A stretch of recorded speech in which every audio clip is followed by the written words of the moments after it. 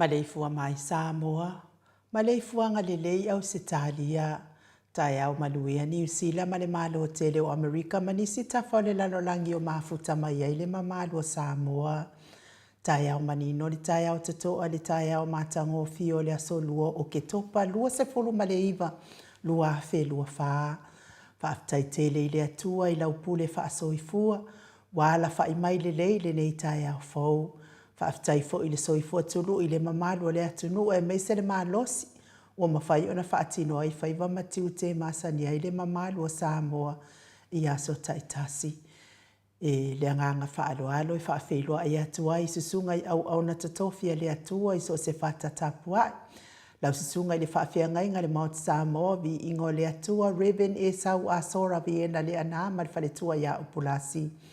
Sunga li toi ino le ekale sia la mo sato e fuata ina Reben te le tausanga. Ma le whaletua ia matau aina pino no tausanga. Basta visita whelava i a mosa ma le whaletua ia vai ta masoali i. Basta whaatili matulino si a moa ma le whaletua. Reben awatama to whaeono ma le whaletua ia katenari. Julia Moli, Sianava te vita ki oa Sianava ma le whaletua. Basta ainu u muri anga abi isawa inaya ma le whaletua ia saipeti. Mātua malolo manu malo ia Reben muri anga telesoti ma le whaletua ia potofou. Basta ia kopolama ma le whaletua ia ainga. Basta tole a fua faraniko. Basta moana tulolo ma le whaletua ia petala kapeteni poloka i vau. Pa ia o ainga matama. Leu so ngā pule mtu mua i tu au ma la tau ainga li tai ma le va au fonoti. Sua ma le vai whanua fufoma ai tūlangi sa ole masale au mua ma le lau niu na sahelua. Le awhiwhio whaatu to whale ula lau na mtasi ma upu ya te ole motsa. Talofa lava. Le Maleifua mai o le au mamalo so tātou malo i lana fionga le tui a ana tui ma le alifano. Ba le toa so ala uvi le lua malo masiofo. Le fionga le taitai sili, le taitai o le vaenga whai e pui pui a iata wa tangata Samoa. Lau sisunga tule e pa awe lua fatia lofa lupe soli ai. Ngalu male mana lolo fie na ioti ai ono dokta sa ilele mali ele ngaoi male falitua. Ma lo le soifua maua le nei tai au fau. Professor le tō whamanino a ol fō mai o le tamau a inga dokta a fualo ruanga lau. Wha moe tau loa manu wood sa lele tui tolo waa. Ma le falitua good morning. Le whaasala uta le a inga sa tunu mafono. Ma le Maleifua mai le nei tai au fau ila wa fionga ili sao. Le o tasua tele, lau fionga fo i fui maono manu sedi tu fele, ma le falitua ya sua Vivian Pefem tu fele. Ia manu ia fo i fai ngā malo longai Amerika. O ai se si whaasiri ngā malo si mo o lua mātua. Professor langolango, professor le, soifua malo loina, Dr. le ausa to le afoa tu pa isa mau take na seri ma le falitua, malo le tautua atunuu. Lilo fotu wa madu ma le falitua ia baby Fretten ma le nofo a alo mai Hawaii good morning lilo. Whamanuia lava le atua, a whai wa i Samoa, le whai ngā malanga ia. Whamanuia le atua i fuafuanga whai o le ainga. Vui Nicola Wofo ma le falitua ia Molly, good morning Molly. Sunga ia Felice fiu se ni o tautolo ma le falitua ia Maria, good morning Maria. Le manu ma fafangu le alamisa. Mai mele pone good morning fafangu ma lo le soifua maua. Maleifua mai o le au sina se o tātou watunu le nei tai au fau i nei ta māma tina mātua e meise o tupu mai o Samoa. Tuila e pawhai ai ma le wharetua i a maunga mū mā lo le soifua maua. Se umanu matamua whaalia ma le tausi i a sinta lofi po le patu o ma Vienna. Na nai whau mui nā o le ana le tupu fia ma le wharetua i a moa nanu good morning. Le tina matua i a telesia se kolasi tika to o mā lo le soifua maua telesia. Au lele matapula se umalo fereti funga se umalo po a mailo so ifua malo lo ina. Aso vale fa alava au tio inu ese Paula Banks fa asu tusa fa e fili pepe si itia epa le sina le avai Maria Agiao tuala Maria Blakelock ngalu afisa ufo ito o amatai o maluloto matangi vila wano longo ipule peleti to e lua le ifi fa ai ufa amau moana ekeloma fo keti sia moa. Evo ayo faiva Rosalia mo popo mila. Good morning Rosalia. Ma lo fa taitele ya te oto tina matua tato pokalame lango malo si le fionga taitai sili. Ia ai mai se le vaenga fa upfai. Ia mali tato liti o nei. Ma sili fiti fulisia inu etele ili fa so tau mama tau good morning ma lo lava le tapuai. Nga fopura salua tele mos ma le tau si ia Susana. Good morning Susana. Lau fili aro na whai ngā wha male whale tua le susunga i ato alima le ifi pope tuala tama le langi male no fua alo. Me se fo ile fionga i ate o sa anele tunai male whale tua i ato o mata ngaruwa o leota. Ma lo le soifua maua i ate o lua mātua. Paponi i Paulo Ioane ma akenese moe ma lo tani elu tito ma lua timu. Whale tangoa i Farani Swan ma whea o taito pupu i fatu e lia tau ili ma Filipina. Le musu ngā uta Brown Matina. Lolo matawama pauli ului ma le whaletua i a ngā fosifulu. Pāli i tele moangu tuti a puna olo tango ma le whaletua. Fati alofa povi ma le whaletua i a Seiuli. Whale ula fati alofa good morning Seiuli. Tua la tau umale lua ale si o moripola. Sili ala e o kene. Ma le whaletua i a le Lovi Pertes good morning Sili ala e. Ma tau tia sa ngala apelu se asom Celestina tu au pepe Josefa se tema makoleti sione haitang. Tau e tia tafua sua maroini sua pentito. Poa mai oe tamama tua sua. RJS TV upati le lominga. Mai tovi Filemoni. Male faletua. King Solomona V.T. Smith tau whaiula me king ile au pepe. Lome tupa yo le vailingi mau moa nan marina. Fala na ipupupani pasa fa apoi ma fa tau finga fui mo ono ma Diane. Tupa yo le vailingi fa salafa tapo i kuka. Le tau sima le ai ngali i. Manusina se te whano to le afoa ma le faletua ya matai ati o sa fa atonu li umata good morning. Mau salafa ono sa itu fa anatu eti mau lalo. Princess langi ai po mai oe langi. Se lina aling na hio petonia sa lele muripola mose ma Maria ulai fono imoana langa ia pele sauma. Le susunga ia kodisi le otama le faletua. Toi sulu ngau ngā tau mati elive ma faaumu. Lusi pautalu se walunga ma maleu mai. Tau a fesili amitua na imalisi. Tupu o la Berenice anau ma le faletua le vave ma Monica Pale Smith afa ma la Brown via ma Janet Langshu. A matafai a Vito Yosefo ma Susana good morning. Moto sangale toi tu ma ana. Moto sangele toi tu ma Anastasia good morning moto. Piwiva. Piwiva. Ia po o ha mai lo so ifua ma lolo ina. Kwa ia kuliano le complain ia te oe. Ia e ma lo le tau ma lo si ma lo finau ele pua ia se me oro kingo. Ngā le akiri ai ole. Kele o le whaavivi ingo o e mau post. Ma lo lava piwiva. Lofi posi amo ape lua marosita. Whaumui nā po wesi tangi lima madania. Neu marekau me valo ia paso i muri vai ma le tausi good morning.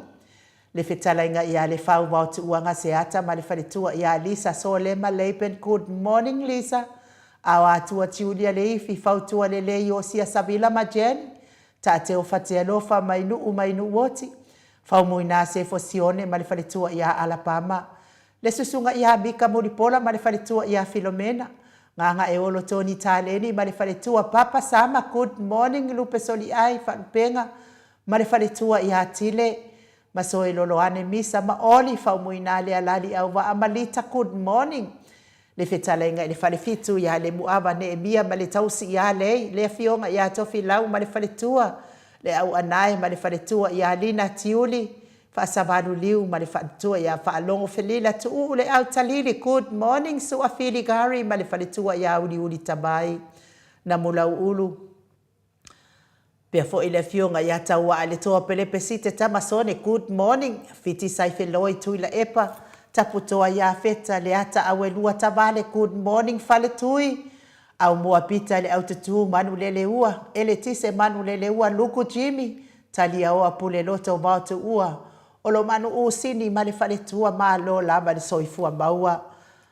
Ma lo fo i le fo lawi langi ma le tapua inga le kalesia katoliko Samoa ruti hia lau fetalainga le fale fitu lio voli tufunga ma le tausi ia natia liu ngatale tau fale tau langi ropeti stue tole foa ono fia na uma mana ia ma le fionga ia sula Daisy ma le nofo halo Elisabeta ite tamausu manuia lava ngaduengo le nei tae au mo oto uma le tapua inga le sao ia tau manu pepe sopo ta fea mali i tonga tuki ma le whaletua ia peka paka tonga tuki manuia lava ngaduengo nei tae au ila wafionga le sao ma le whaletua ia meise le whetalainga ia sa mau le atinga ngai ono soli tamali i timani sa mau meise fo i le tausi am leia mana ia ma le ahi ngali i ma lo lava le soifua mau ale nei tae au fo mai le ali wha manuia fo i le atua il bisinisi olo o tautua ina ai so tātou tofi wha pelepele o Samoa vi ia le ali le ala wha mai le nei tae au fo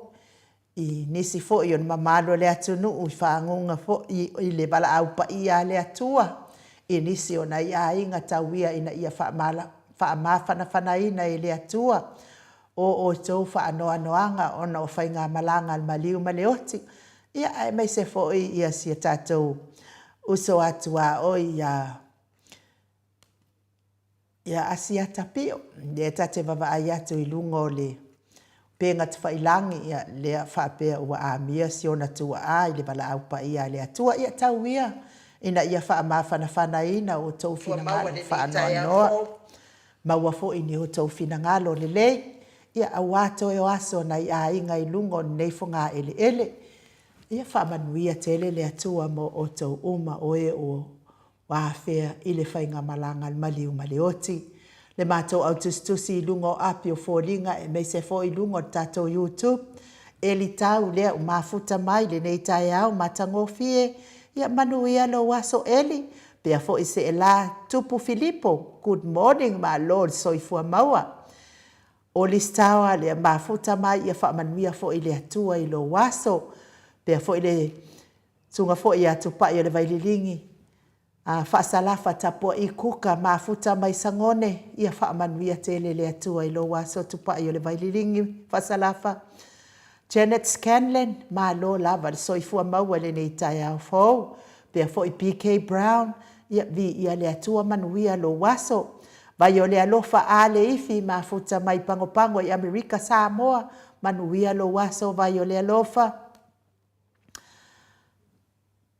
Whapea fo I le fionga I atui whaasina Birkin tau vauhido mafuta mai I utai Amerika ia manuia lo waso le fionga I le whalitua.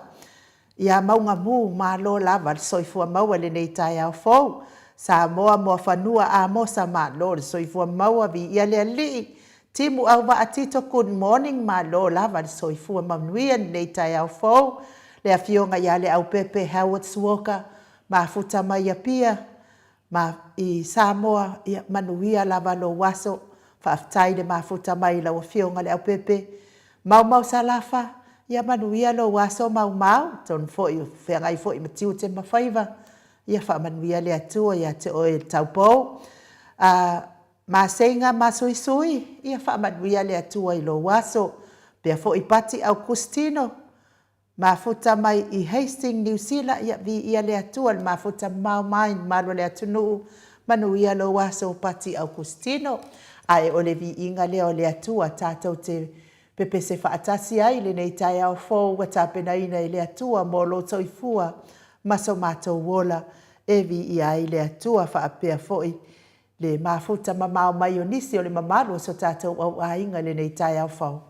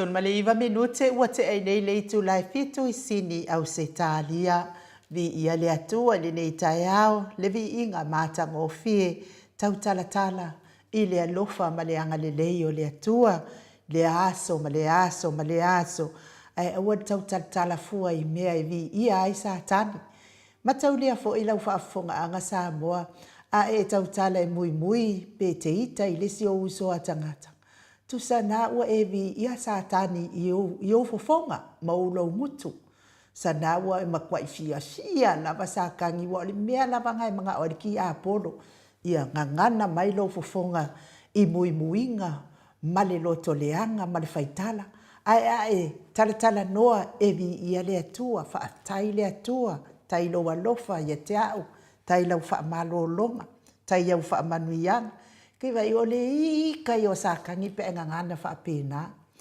le hanga lai e te ave le vi ingo le atua I taimi uma ia fa tai le atua ono lana vi ino lona vi inga sa tatou fa longo ele nei tai au fo ia tatou tau tala I le alofa ma le anga le leio le atua e se la lo tau tala fo I le loto pehan ma lo tau tala fo I la le I mea I fa sao mea se aua na itu ua e hadu le anga e aveha le mea se ma mea moni isi le whaafafonga anga isi o na o se a ia lea pe la o le mea le fai e le tatou por kalame nei o le tau tala I mea se e ma whaasao mea I tau ona tu ua e anu se ai pea a tu ulo e anu se au noa ma se whaasaonga ola ke le whaale konga kaulia fo ia so ia o ka koua onga ia va kuka ko api fo ie ko ngi fa ia onga ga ka ngo mai ar fa ia onga ia si ele kut ia ke le lo I lau api ai a fa ila o ma ko ile le ke le la lau api ia was ku se lo le very good e fa pena la ngono nei tai au tato tala ma tato fa sa o I mea fa le tonu ia o lo tai ai lau whaafonga anga Samoa e whaatai fo I ma DJ whaitala lea fo mafuta mai Brisbane le nei tai au fauvi ia lea li whaapea fo I Siosina Matauli Maletino lea fo mafuta mai a besa fo I le fionga I le whalitua ia whaaungu tali elive mafuta mai I Queenselani ma lo lava le soifua Angela Masoe ia vi ia le atua ma lo le soifua maua fa pe fo isua vai o le atua ia ma lo lava soifua maua le nei tai au fo talainga ia nga fo pula sa lo telemos ia manuia lava nga luengo nei tai au nga fo fa tai ma futa mai tupai matuna fautua li tala taina le fo mafuta mai le nei tai au vi ia le ali fa pe fo I friendly baby pro mark kama mafuta mai ia fa tai mafuta mai ia onai tangata fo ia ke funga ka lava na titilo ia pe fo ia ripa mosa bridge ripa arona bridge mafuta mai New Zealand ia vi ia le atua se meli ti sa vusa fa kwa ko va ia fo ile ia o se meli ia vi ia lava le atua le nei tai au fo va le fetuli ia fa tai le mafuta mai le nei tai au le mamalo so tatou watunu I lungo le tatou apio fo linga ia ai tau te loa se mea mali te le lo po tau sila I lungo le tatou apio fo linga ia lea wa fa alawi loa mai ai le fo nga fa le lua ale minstale o olo fiti va ai e tui moa fai loa mai e lunga lana whangafa le lua ia oka o ke ofo ma o ke ofo e fo I lere sa o ai ia kuila e po ke ofo e ngei mea le tele o tausanga o fai pule lea fo ia tamali ia le foi tamali o le atunu ia po le foi fai pule ia a lea o mai nei tausanga o le fai pule lea o ke kausa o kuale me fa ku fo ia o ko ke le pepelo o aso ia a o tuto atasi O ke lango ina lava lana te e atu ila epa ma le vaenga whaia le te APP o au ke makua i o lango le ke e olo. Ona foi, ua matua i foi lea talitonu lava SSC mea ia whai etu le epa ma le te APP. I whanua lava nei, mea uma lava nei sa tua ina aile no fua i ngā tu le epa ma le te APP. A me se lava sto ina i atu le epa o. Wa uma kwa ia ukeke e malosi. Ma fuanga o lo te. Le ngai tele mato whanua ai le inisi. Le ngai leo mato iai uma inei ato no uma. Ai le inisi.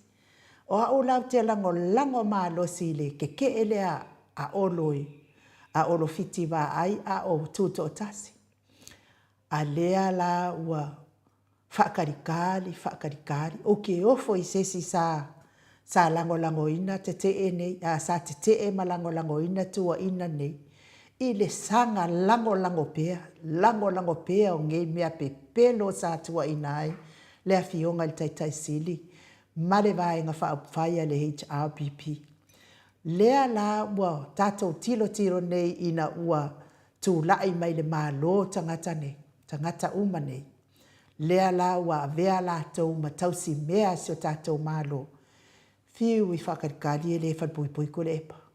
Lea sa fola ina mai te o atu loa whalpui tu le epa. Ave le whalpui kele mea leanga ua whaia. Mai se lava whanua whaal malo, whanua whaaleanga nuu lea ua kelenga ave tu le epa. Eo ai whanua whaal malo. Ia, le ai ma se mea ua tupu. Ai ma se mea tasi o tupu. Lea fo iu. Ua toi sau noa mai lava lea fionga te mai tai pāle mia. E le o a iai se whanua e tasi o a whaina. Whapea fo i ma le o loo whea ngai nei mo tātou ele le fionga i ato sulusulu. Schuster, e le ai se mea tasi o whanua ale a tātou Samoa o whaale ton o loo malu pui a pea i lalo o le pui ngā le malo. Lea la ua ova ai ato i mea la ia sa mana o ai tangata nei, mana o le pawa. Mana o le pawa la tau te pū lea ai mea si o tātou atunu. Ia mao latou whaata ape ina le tamau a inga le atunu. Pawa lea sa puia i lalo o le tausinga le lei ma le whaperepele ma le tausinga alo whātou a le afionga le taitai sili. Dokta tu le epa sa ilele mariele ngaoi. Le taita inga lea sa malu pui ai tamau a inga o Samoa i so seitu. Le ngata i tūlanga tau ele tūlanga tau tupe. Ia a o le pui o le mamalu o Samoa i so seitu. Lea la ua maua i tangata ne. Ia whamasino mai o e Samoa. Se ilonga i ke anu e whaisau lon. Ia uke ofo ia uia i ngei bank pe a whai e lātou te tuuina ni loan tai toru tai whamiliona i nei tu ai ngata whapene. Ia mataulia, ia lea koe kasil paia inga. Whela le mea tatongi ai nei mea pe a whai o se lo. Ia ai a whai fo i māloi le loto. E tau te iloa umalawa le tangata le wa māloi le loto le anga e sau talo le vai fo. Ia whamasino mai o e Samoa alfesili e fiatari. O whia mea e mai ei le tupe lea e. Wa whai ei le whale mānai au lea. Ele i umana whai. Le mai runga le hatai le i umana whai. A o lau lava ia wa ai. A umane ina mwhailinga lue ngā le whai pule lea. No wingo o le tolu le whamiliona lea le whai ei whalo le whai pule. Ia alfesili na. Po whiala le mea sa uai lea tolu le whamiliona sa moa. Ia whamasino mai oe wa o la kou kala ia whamasino. Matau lia fo i sa moa. O le whaipole lea na avatu i nei ia le nofo ma whapipi i le private fo i le plate i lana taavale. Kusa o langa ia taavale. A o le tupe le malo lea na whaatau ai lana taavale lea na mai ana fola ngai lunga o le whai news fo i le kenge fōringa ma omo fo i le o amasene e po ai. Le na au mai e na lana suf a ngai mai nei e tolu miliona e kai miliona. Lea la lea ua molo au atu al nasu awa fo ile ngai sa ol ma ta Samoa vi ingo le atua fa pipi ile plate le malo e lo ai ol ta vale le malo e le o sa ta vale ele ia lo ai so wa fo le afu al malo ia fa pe na fo ila fale le o le fesidi o fia na mai ai la o tonu pe a fai uma na fai lo fa fia na mai ai a fai na lo ia fa tai le atua fa tai na fale tupe mawhai ati a o tau nā tupe te tele. Ia, ai o le fesili nā le fia tani. Matau lia fo'i Samoa. O lea fo'i na au mai lunga le. Fale fou o tasi fo'i la tau whaipule lea o mangele. Mai o i whaasale le anga numera lua. Lea fo'i la i whaapea i whai fo'i moa lo na fale fou. Ma lo na whanua. Ia, ai emo i fō le ata.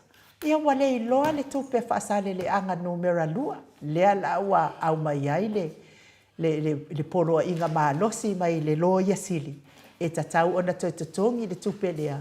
Ma whai se whaasalanga e tatau ai i le whaipule lea. Ia o le tala nā Samoa ai whaamasino mai oi. Po whea mea e mai ai nei tupe. Ia kakele whai aku o kupe mai a ailanga kakele i loa. A o lau fesili. O fea i saua i tamau a inga lea.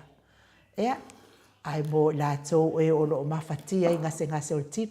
Tau sila fia la, tau sila Samoa i le mea i le popole ai tangata ia. I le oi ai le malo Samoa le tangata o le. Tangata o saufuanga. Le hanga lae e mua na tilo mole la tau lava manuia. Ia tila sila fo i le fionga le tai sili. O siona lava lapa o sisi. Sa fio ai, la lava ia fio ai lava ia o mai taimi nei, a o lona maa losi ma lona maa fau atoa, o le ati na e ina o Samoa ma ona tangata ia manuia, ia se tari ngā maa loho ina a matanga o fie, ona o ngā luenga sa fai a le HRPP, fai mai isi vale. Ele o ni tupe atu ila epa ma le HRPP, le sa fausia i Samoa, e moni a o tau vale. Ko ia ai valea e moni o tau ma le loko leanga. Ele o ni tupe tu le epa ma le HRPP a o le mafau le lei o tu le epa ma le fesoasoania faipule o le HRPP. Lea e na whape nao na matango fie i Samoa. Whai lea ngaduenga, whai lea atinai, whai lea whalefou, whai lea.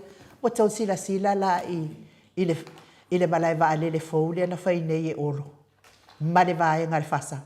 Ia wa pe ia se swimming pool, ai se a nga whai ai le popole, ele ni mea se la tau ai ngā mea whai tele, pau wale mea ia tau se ngā nuenga wa whai ai fasa. Ai mo o tau ia e, whia ngai pia mga se ngā sol tino. Tau mea i whala efu ma le apol pulsia o tau whanga i so se maota ngase ngase, i so se maota malawa, tau ia ina ia ngā le leile atua, lango maluina o tauta o tonga ti ngā i ona a awa ngā lelei. Mai se fo i te tono maota malawa o tau si eile tele o le soifua ngase o ta maa tina o so o tua ngane. Ai mai se fo i nai whanau pele. Le atua tali manao, le atua whaivamenga, le atua whaamalolonga, le atua lofa ma le alofa muti bali. Pa i ane, pa i ifo, pa i atu ona awa ngā lelei.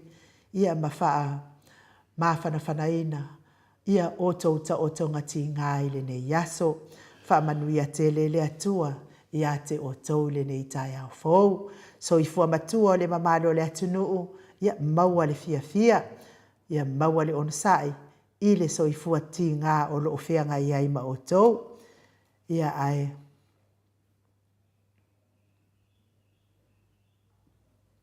O le vi inga leo le atua wa tāpena ina il tātou insinia, ia i momoli atu ai o mātou alofaanga mo o tau uma i le nei tai au.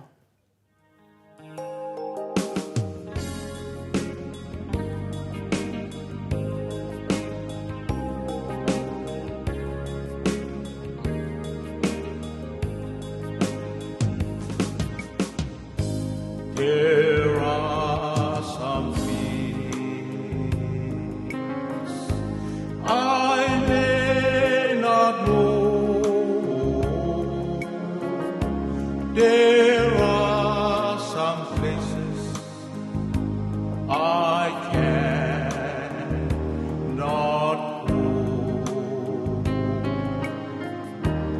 heart, I am sure of this one thing, my God is real, for I can feel Him deep within. My God is real. Yes, my God is real. It's real in my soul. Yes, my God is real. My God is real. Yes, my For God. He has Yes, my God. made me Yes, my God is real. His love for me. Yes, my Savior's love. It's like a pure gold. Yes, my Savior's love. My God is real, for I can feel Him in my soul.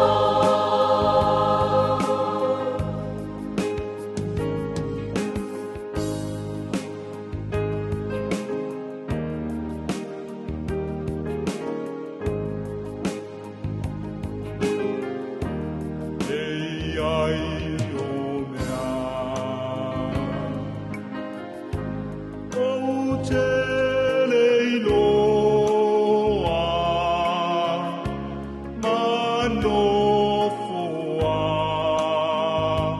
ngā e whai ngata. Ai wau I loa, ua ola ngona, ua na olo ua tua, e moni o ia, I lo ulo tō. E moni lo ua tua, I lo ulo tō. Ona olo ua tua, o mama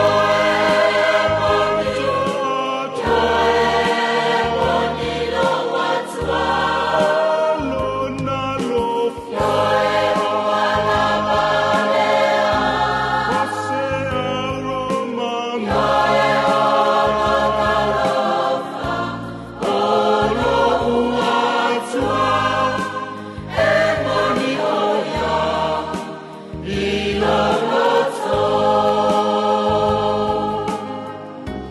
My God is Yes, my God is real. It's real in my soul. Yes, my God is real. My God is real. Yes, my For God. He has Yes, my God. carried me Yes, home. my God is real. His love for me, Yes, my Savior's love. it's like a pure gold. Yes, my Savior's love. My God is real, for I can feel Him in my soul. My God is real, for I can feel Him in my soul. My God is real, for I can feel Him in my soul.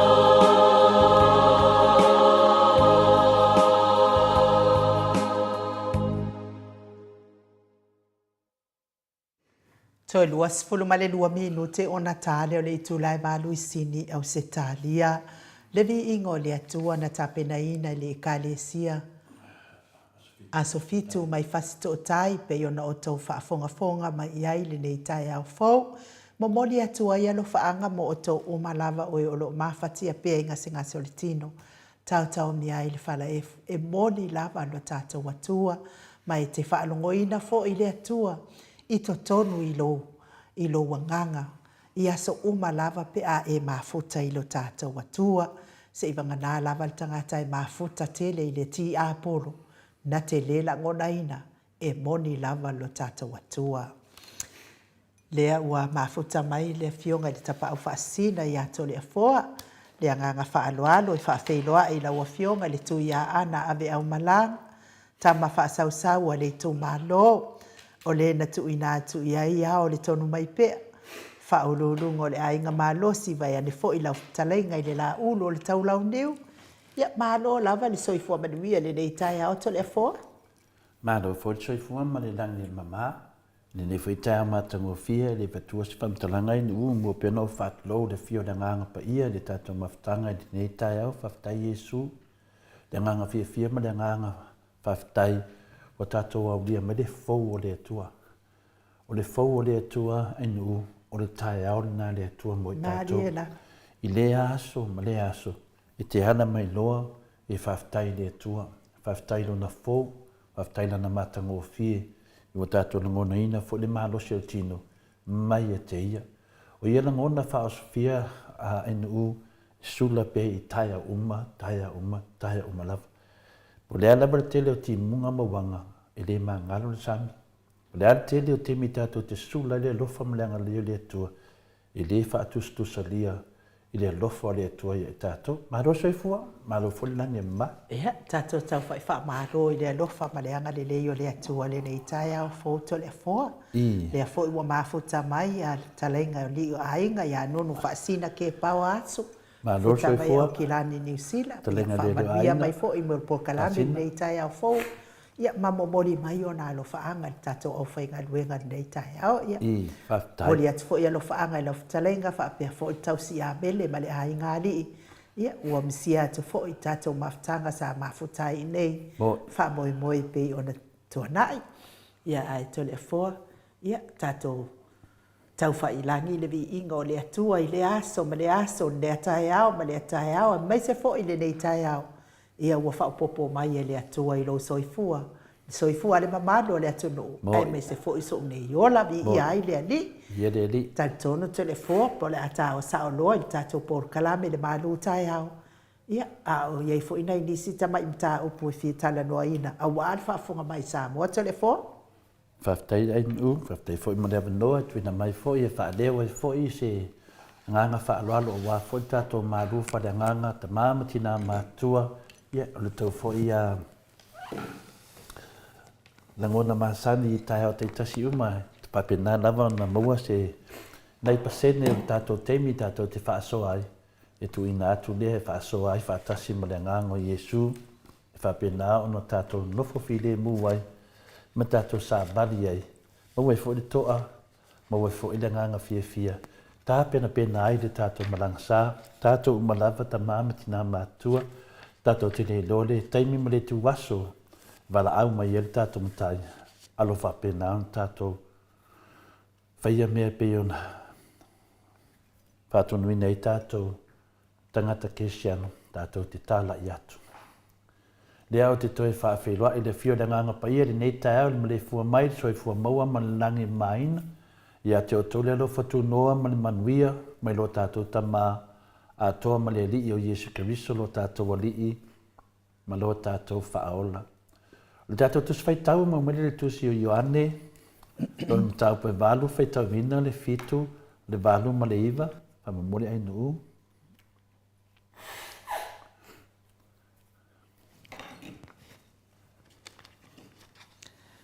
A ua lātou fesili atu pea lava ia te ia, o na toe nofo lea o ia ilunga, ma whaapea atu ia te i lātou. O so o tau e lea isa nanga sala, ia lua i tongi se maa ia te ia, o na toe punou lea o ia, ma tusi ele ele. Wa lātou whaanongo iai, o na taito atasi leo i lātou maalu i fafo, e afua mai i to ina, watu ua na o Yesu lava, ma le fafine o lo otu i totonu, wa toe nofo i lunga Yesu, wa sila fia wa le aise tangata, wa na o le fafine lava, o na fetala i atu le o ia i ate ia, funae, O i whea ea i lātou. Wa le whaasala mai ea se tasi ia te oe. Se tu whetau mai le whai upe fitu whamanmone e nu. A ua lātou whesili atu pea lava ia te ia. O na toe nofo lea o ia i lunga, ma wha pea atu ia te i lātou. O so o tau e lea isa na angasala, ia nua i tongi se maa ia te ia. Whamanmia lea tua i lana upu i ne nei tai au. O le upu ni nā lea tua mo i tātou. O se ua mamā i nā tongi so na maa. O le tala māsani, pe o le mea na tupu i le tātou tus whaitau na whamatalaina. O le tala māsani o le ua mamā i tongi so na maa. O le tūnanga o le tātou whaasoa nei tai au. Wa mai e se whesiri tele mo i tātou, e lui ina i tātou, ma le tātou mālamlamaanga le tātou sabaringa. O le whesiri la wa mai e tātou, e mai e whafo le netusi waitau, po le whionga pa ia le atua, tātou te tō manatu whaatasi ai. Ai sea, wa awina mai ai e le atua mala. Ai sea, wa awina mai ai e le atua mala. Ia, tofu tangata malantari. E leo se whesiri fōu. E leo se whesiri fōu i waleva. O le whesiri e a mai e whafo se a o onga, a se manatu, a se whaasoa, a se taiala mo i tātou, i le tātou savalinga. Tāru mai lava le lua i angasala, na au mai ai i lungo tangata le whamasinonga. Lese se tātou e le mana malama i ai. E nau angasala le lua i tangata, le teimina na mai e tātou le whamasinonga. Nā mai whaatasia ma le whewhe. A wā e le mā nao i tātou i e tātou tali tonu wā ngā sala tangata uma. Ioe, o mai whaatasia mea ia. A o tātou, mo tā tātou le tali aina, a wā tātou te le mana nao. Wanga le upu lea wā ngā sala tangata uma longo winga, o tātou, ma lātou, ma so se tangata lapa. E pēna tātou i loa i le malale na tupu ia Israelu i le nuu ai kopito. Lea sa tātou wa ai le mena tupu ia ai kopito na latou whaasalaina ma whaapolonga ina Israelu. Ia tene mala sa tutupu ai. Tele io mala sa tutupu ai tātou te loa umale nā tana. Ai fōlinga mai e rei mawhatia te lehai Israelu. A alwhesiri, pe ai se ala e te tāwai ono te tongi e tātou ma tangata umale anga sala a tamu ma ewa. Nei anga sala mai la matanga olo o te tongi e tātou. Ai se ala. Nā se tali ma le whionga pa ia le tua e tali le nei whesiri. E whamata e whai ngōwhia e whai ngata. Le dua i anga sala lea na whai a tauma ewa. E u whai nei tātou. O le whesili wa lewa. Ma o le dua i anga sala fo i le na. Na au mai ai le whamisnonga i lunga o tangata. Ai le i tāu whi ai le au mai au le whewhe. A wafo i e le i mana na o tangata e tari tonu. Wanga sala tangata uma. La toa manatu, wanga sala tauma ewa umai. E le fia tali tonu la tau, wanga sala tuai matatou ma tangata uma. O le mea moni lava, e le aisha nga sala e tu ufua i le o langa o le tangata nga sala. So se nga sala lava. Nei whapea oe e ia nga sala whanere te sao ai. So se to ina nga sala. Mai ai a tamu ma ewa, o mai ai tātou. O le anga sala e so solo e peo se kasa o ona winale. Po fea se vai panoa i mawhaiana alu ai le ea po le kasa ona le alu ai lava. Whapena le ngasala. A tonu o le fō vale i le tua mai le amtanga, le wai le mala e sili, o na wha ole e pe ona tātou o lai le lalolangi nei. O lono winga e matua sili ai, sili atu i so se wha mai. Sili atu i so se wha lawe lawe. A e meisi lava ni wha mai e mafua mai ona oni angsala. Ioi, le tātou te wāwa ai atu wai ne teimi nei a mese seo tātou tofi i Samoa. Ni wha lawe lawe, ni wha mai e mafua mai ono le tele o le angsala. A mese lama angsala wa tau sala ina ai tātou. Peilo angsala nei o le sori wha vai, o le angsala o le sori tu la fono o le whainga malo angsala le fasa. Le iai Samoa le teimi nei. O mea nata o angsala. O le solinga le whaavae, o le angsala. O le soli tu la fono, o le angsala. O le tau tō pepelo o lunga tu spaia, o le angsala. O le tau fua suafa o le atua, o le angsala. Le whana nau mai i le tele o mala. Le tātou te tala noa i le nei tai au. Tātou te manatu la, ki se tala whata ta i mene o ave tā vale o nā. Ia le ave tā vale o nā. Wa tele na mare ni wai tangata i lungo ala te tele.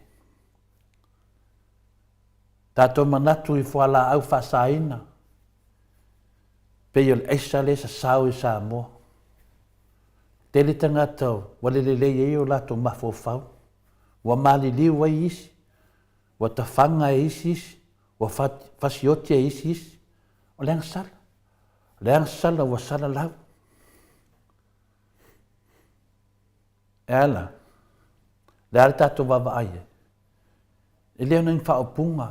O lai te tupu. Ai mese tangata fuina le. E whaamanu ali ina loto tangata mātutua. A wani whaapeo tau ele se ang sala le mena. Tangata fuina le whai tangata mātutua. Peo tangata ia lātou te whai na ia tokta tule e por tang mawa matua. Valis furun tau sanga. E tau pepelo ina e tangata. E whai e tangata. E ula e tangata. Ole matua ang sala lava. O mea ang sala na. Leo mai e mala. Mese a meo le tau pulea. Ma le whae te ete. Ma upu inosia. Lea lata to te whasiri ni ne tai au. Pea se au o mai e mala. Se au mai e le tua mala. Ale te leo nei mau me whamataleina. Nei tu. Le aia ma se mafau o le si tangata iai. Ai ngalo ia te latou, o mafua angana. Wa mai ei mala. Lea la tatu iei se tala masani i peon whamatalaina nei tai au, e le whawhine na maua e le muri lua. Na o mai o ia e le moto tangata na moulia i lumo o Iesu, ma whai atu ia whetongi o ia i maa.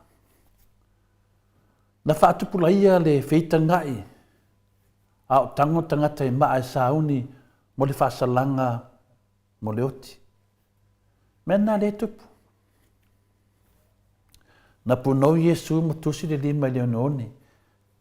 E uina ele i whamtarina mai e le whionga pa ia le tua, le sābari atua, aina tu lai Iesu ma whetalai, o ia fo i le aisi angsala, ia te oto. O le mea la lea, ia mua i tongi se maa, ia te ia. Lan mena tupu. Se iwa aila tātou i me mafua no o mai e mala. O le tua inga, mo tua inga o le netina. A lai loa le lei o lātou o matua te le whale tonu. E whiwhiwa e whaatasi, e savamali whaatasi, maangsala whaatasi, mata whaatasi, mangaoi whaatasi, e tau pule whaatasi, e le i whewhe e tilo le tasi. Pei ale mele ana tupu, e te whawhine talitane. Na whiawhi hoa e whātasi. Na o ar te mi mana o e whātau nu uina. Nang sala. A lewa tari Yesu. E whalongo ifo te mama. Ia tongi sau ma. O la tau toso le neiti nai le whamsinonga. Pei ane mea le whai nei. Le whai e fia me. Le whai e le whonga whitalai. Le whai e le teitai whono le whasa. Po le lato tama i swafa ia la uli o le pongisa. Le lato te whaia. E ta toso tangata le whamsinonga. Ale tani mai e le whamsinonga. Pei e le whamsinonga le whawhine le na whai. Ai loe te mama tongi sau maa. Nale mele, tani me le whamsinonga whaasala fia me. Whaasala fia me le fitu se lau 5 se furu wafe tā la. E te tongi le afu o le tunu. I le sa vea ma pristeno whamsinonga. Ai sea, ai mele, a mama tongi sau maa. I la lau fia mama. Ai e mwifo le ata wa palapala. Wa matanga. Mea nā ta o mala. Whaasala ina le tātua tunu e to tongi ni tupe tai milionga ono lea. Ona o mala. O anga sala. Ia o seata whatai taire nā e tau maware tali o tātou whisiri. Pe se a mea wa mai e le tua mala ia e tātou. Mafua mai. Ai loe te mama tongi sau maa. Nā mele o tupu nei. Te leo tupe lea tunu. Whaasala hina i Samoa. E te tongi i tupe. Ono tangata nei. O malana. O le whisiri. Ma le tali fo i nā o le tātou whisiri. Ai se a mea wa mai e le tua mala. Ia. Me lea. Tātou te mo o mia uma le whamangalonga. Ene elena o lātou. Ene elena o tangata i o le whasa. Tātou uma lava. E mo o mia uma e tātou le whamangalonga. O lea fōi wa saunia Yesu. E si tia ese tātou mai a tātou ang salam. E tu watu tātou le whalutanga. Ia elena o tangata i na whitala Yesu. Tātou uma lava malatou. A o se ao onga tāua. E mai e le tātou whisiri. Ai se awa mai e le tua mala. O le tari le na. Whaftai inu mo le vanoa. Whamanuia ni yaso ta mamti nā mātua me se whaiusu mtu whawhine. Fia tātou te whitu wha i le nganga o le tua. I le atai au ma le atai au. Whaftai lava. Ia, bi ia le atua li nei tai au to le afoa. Whaftai fo i le mālu tai au. Whamanuia le atua ma wapea lo mālosi. Ia awale whaawawina o le porkalame lea o le mālu tai au. Tai fo i le tua i lana upu. Tai le upu ale li i nei tai au. Sosoani mai ai tātou uma. Tātou sāwalinga o lo whaia nei. Ua uanga sala tangata uma lava. Ma ua leo o haile vi inga o le atua. Ai whaaftai ia Yesu. Le halo o le atua. Na ia whaia le tongi ola. Ina ia whaao o le vi inga i le atua. E ala ia unga ruenga ma unga ruenga. E ala i lo fonga ma lo fonga. I le vi ia o le atua ia so uma, so uma, so uma. Tātou te soifua ai vi inga leo le atua. Salani ai la na fionga pa ia. Wha ngā sopia tātou maftanga.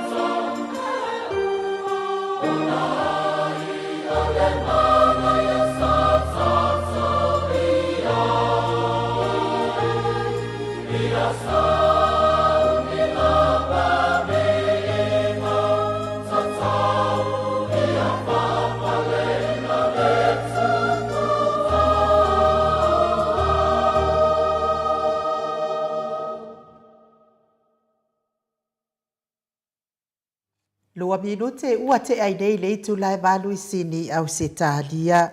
Levi inga o le atua na tapenaina le ekalesia e whakasa I me Android. Lalo le taita inga le sunga le toina. Ia Simeona taefu ma lo lava le. Whaafonga mai le malo se tātou atunu. Le ua mafuta mai le ata noa le tele sa Crichton. I lunga o le tātou ala laina. Le anganga whaaloalo, whaafeiloa I ata noa le tele sa. Ma lo soifua manuia, ma lo le folau ilangi ma. Ia, ma lo fo I le tautu atunu o ata noa le tele sa. Ia lava le alofa malanga le lei o le atua whaafitai o tātou tue tei roa ai. Ia I le nei fo I tae au mātango fie, tae au fou I rona alofa malona anga le lei mo tātou pio foi. Ia I le nei tae au. Ia whakalo pātu I le pa ia maurungo lo tātou tunu I ta māma tina mātutua. Ia ele ngata I lea, ia o le tāpua inga le tātou tunu I so se tafon nei le lolangi. Ia mātou te whaatalo pātua uia mai okilani le nei fo'i tae au. Ia e whapenano whaatalo pātu fo'i. Ia I le pa ia maulunga o le tātou tunu. Ia le fionga I le tete stili, ia le ngata I leo tai o le HRPP o lo whapena fo'i o le ngāru due puno wa e pia e tu tonu o le tātou tunu. Ia mātou te whaatalo pātu le pa ia le tātou tunu I au se tālia I le nei fo I tae au ia o lo a mata mai ai lai le tātou purkalame ia ma le soi pua I le nei tae au ia e le ngata I lea ia o le pa ia maurunga o le tātou tunu o lo whaakonga mai pēr ia I lunga o le tātou purkalame ia I lea tae au ma lea tae au ma lo soi fua I le nei po ia so I le anga le nei ma le alofa o le atua ia whaatai atu ia whaatai foi I lau fionga to le apoa ia mese foi ia lau sunga e nuu I le nei tae au I le tautuaina pēr o le tātou tunu ia e ala I le tātou portalame sunga ia Reverend Son Tuu I le nei tae au ia mātou le whaatala pātu ia I le nei tae au I o tau ia malo lava le soifua ma le langi e mama malo. Malo le. Nei tae au to le fua ma le sunga anu. Tātou tau whai wha malo I le alofa ma le anga le leo le atua le nei tae au ata noa te sa. Ia ua misi atu lava fo'i ia le tātou mafutanga I pe I ona masani ai te le lava o taimi e tau tai atu e le tali mai. Ia ona papa aveloa lava leo ma ua ia ua fo'i e le tele staimi mo tātou pokalame ia e. Tātou te tu sao atu ai nai. Me sili malta ua le au whaalongolongo atu pa anga umal maut Samoa vi ingo le atua ia o loo anga le leipea mawarunga le alofa o le atua I la wafionga le ata noa te sa pe foi ona malanga e ai ni ia te roa ia mo le sa ilinga malosi ia me se foi sa ilinga tonga fiti ia whaafo I mai malosi atoa mai le atua e ala I tonga fitinga li ima tama I tausi soifua ai ata noa ia ua misia lava oe pe iei sau mata upu e batuia le whaaloalo pe iei sau mata upu e tātou te e fia tala noa ina le dei tae au ia lea ia lea iei nai mata upu ia e fia fonga I lai fo I le malo le atunu ata noa ai le tani mai atu noa inu ia ai no e sao no foi le tūlanga le nei tae au ia le paua le o le nei tae au ia vi ia pēr le rofa male le o le tua o ma o lunga le au ina le masina I le tātou tunu I tupu mai o le mea tā ua la vale nai le nei tae au I fo na whaangulongo atu lau fionga to le fo ma le sunga no ia ma lo fo I le pai fo I nai vai aso tātou le wheiloa I ai ma tātou pe tau ia I le tātou porkalame ia ma rola vai le ono sai ia whaaftai le whaatoa hoi ia whaaftai fo le whaapalpale ia whaafonga pēr ia le tātou tunu I le aso ma le aso ioe tūlanga laune la o le tala vai ia I le I tūlanga ho I le o le tūlanga o taringa malo o le tātou tunu o pe o nei ai I le pono te tai o malo o le taupulenga pe o nei ai ia whaaftai ua whai o mali manuia mea uma pe o na sai ai le wha moe o le tātou tunu fo yo le tūlanga lava ia na ia ia fo inai tūlanga le māneia whailoa mai i le pia maka mua tūlanga na resa kiu aku iai ia a mese alwa ina tō te tai o le mālo tai o le mālo māneia le saunuanga hoi lea le tupu peritania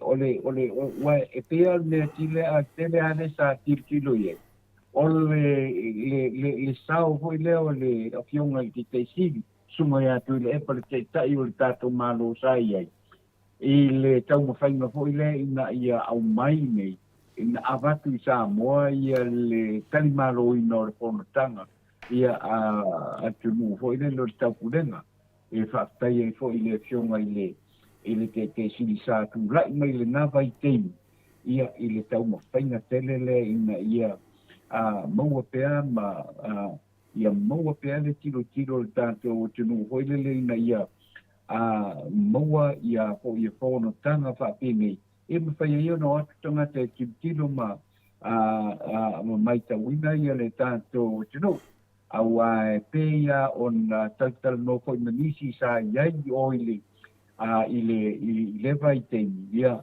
o makua ke le ale suinga o Samoa le ua iai le ale suinga o Samoa iai a le suinga la e le suinga la maua mai le malo le olo iai nei pe o tūlanga na e kai a hoi e tātou te tilo la vai iai i mesa tupu e le ave a toa ia le manatu foi le vapea ia whaatai le fionga ia tula e pa ia sa tau mo whaia ia tūlanga ua whae aia le tātou tino le tūlanga ia e whaatai i talinga malo ia ua wei umarimanuia ia le wha moe o le tātou tino pea ona whaia tu e tūlanga e le matangofi malele na pita ia o le alava ua i umanu ia fontanga ia o te tonu fo i wa toita ape ia le to tele o tunu o malo tau kurenga ia sa autova atu ma tilo i le tulanga o iai le tato o tunu i le temble nei ia e o whaatai tele le nā fo i le afionga i le parimia ia ai le ngata i lea lana taka peneta o le ka pe episode ia ai ole avea ia whaatai i le fionga i le taitai ia na le ravasa avele le apo i le whaatai ale po ia le tupu o Peritania ia tu sai ma tau pai ma po ina ia avatu ia le fono tanga le nei i tono le tātou o tino maneia po i sa o paitau po i le satasi po i o tamaitai po i sa paisa na whamatalanga na fie tusai ia o le toe lamina o le vi o le pua le tātou o tino maneia le a po i le tau mo whainga ia onga ia a piula ia a toa fo i ma polisi ma rua ia mana ia le tau mo whainga ia wane le o kilea suinga wa ia le langi ina o le vi o le tātou o tino mana ia le tau mo whainga ai fo ia i la tau sa tufa ta sia fo ia le vaenga o le polkalami ia mana ia mamata mo fie ia le whanongolongo atu ia i mātou le nei o lo i whapo le teimile nei ia i le tau whainga sa ia le wha moe o le tātou o tunu ua lau kele lau fionga tole wha ma inu umalo i le nei fo i tae au Malo le saunoa tatano te sa leo whafunga fo i le paanga masani o le tātou pokalami ia vi ia le rofa monanga leo le tua pai fisi na umi o finau le moses tātou soto inga e na o loro whata lofa i na ua e whata lofa mo fisi tasio whaifi au e na o ata lola ia lea whapera mo whau enu pe ia wa fai au ata tanu te ia da malo fai ai o tatou e fa le mai tau e te la te me te fa longo i do fatalo fa se te mua le wa fatalo fa mo se alo fa anga se fai fa longo vinga pe fo dinga mo wa ye se fa fe ngai nga wo lua va lua te lo te mi wa e mo bodi te foi alo fa anga tatu po kala mi ina no sunga de fa fe ngai nga ia pe tu langa de pe na sa no ata tanoa me ia na le mo atu lo wata ia le fa fonga pa anga wa le foi mam na pa anga wa i la wa fionga fo i o tele fo i o te misa a mai tato talafo mai Samoa ia wa misi atu tato talafo i Samoa pe tai le fo i wa saunoa mai New Zealand ia le nganga lava le tas e sa New Zealand Samoa pa wale mea vina i o ne vai temi wa i loa oma melo te tupu i nei Samoa New Zealand so se vaanga lava laulangi pe alu e sui i te le tau tinga inga fo i tau le Samoa i te loa oma mele te tupu i mele a mai lungo penga te whainangi. Langang fia pe na e tā ua fo i le tūlanga o le vii o le tātua tunu. Le sausuina le aongai piula mwa pe na fo i madua. Ia le o taranoa fuina o le vii ma le usuina o le whatinuina ma tua matango fia. Ai ono o upu wa sui. Le alai ma fo i loa na whangau le malia ia le mamaru le tunu upi le nganga fuina le waf ese ia Yesu na maliu. Ai fafo iei upu fina le tangata e le fia ia Yesu. Ia pio mena na iei pio me maufai. O fina le oe lo au ina Yesu i totono kolisi na ie lua. O piula ma lua. Ai ma faina la tu sunga le pese e toi fafo i toi upu na wa mafai e mina le faido. Faido ngalea wa mfai un tautai. Ia pe foringa mai o le watu wai vi inga o tangata. Ai se vi inga o Yesu. Pe vina le pio le mena na le whangau le malia le tō tele. Ia, pe se almea wa e se ima whamanatu le malia o Yesu ono tangata uma. Ai tu iai ua mawhai o na tautai. Ia, whainonga lea ua mawhai o na tautai le. Longo vinga, pe fōringa mai o le sisinga o le fua. Le manatu lato. Ana le ai lato, ele maua le saulotonga a Samoa. Ia nei ua manatu lato ai ngalo ai o Samoa e whaavai le tua tolu tasi o Yesu ma le nganga pa ia. Le ala ua ve ese lato le whaavai o le tunu. Ai tusi ai e whaavai a lato e winga i whaupunga nei, whaupunga nei. E whina le whailonga lea ua mawhai o na tautai. Nongo vinga. Pei e whoringa mai o le fua lea. O lātou lea wa mawhai ai o na sisi le fua. Ai le loa lātou. Sa mori tau sanga lea tunu ui lea tūna tau nure lotu le afe varu se lau tau safuru. Paso solo mai le na isi fui eka le sia ma lātou tai au. Sa mori tau sanga i lea tua. Wa uma lea tua fuina leo na whanua. Tani langi se au lo malo. Uma isi maua tua le iei. Alewa sau lea tua moni mal whamaoni. O le ana wa mai le tari o sautonga le afe iwa se lau ono sumanua. Le tusi e lola ia lea ina whasolonga mai o le sunga le pese. Le ana wa tari tonu tangata. Le hai o Yesu na maliu. Le whailonga lea o le sautonga Samoa. Mafua mai ono Yesu na maliu. Tato uman tato tatalo ia Yesu. Mai lo foi ata noa ma tele fo le whainga malo le tūlai mai nei. Kau mawhai e koe whaafo i ha tātou i mea ma lawa whaafo i ngai tua. Tu sa o le lalolangi le ta avili e alo ngai luma. A on mele kula i mea i whainga maalo le mga o whaafo i tātou i tua. I loa i lato saunoanga. Ma tau lia fo i le o teo mana o i o mai ia ni. Toi whaatau nuina ka ruenga whaavaitai e tele na manuia ai te o tele o ai nga Samoa. Ia ona e mana o i toi o i el tupulanga i o nga ngau le vau. Ale mea la le o te whai atua i nei. I le minsta lea na te whaia ia folanga whaapea ma ia upu ai ka alafu whaapea ngei e o te pulanga i ngau le vau. Ia ala e anulo ngā kale o langa whaamanu se kokongi ke le. Mai le malo ai sea e le mawhai ro ngā kale. Ngā alo e upisa sa pēru ngā ngau ai le vau. A whawhewhea la alo ma whana o isi.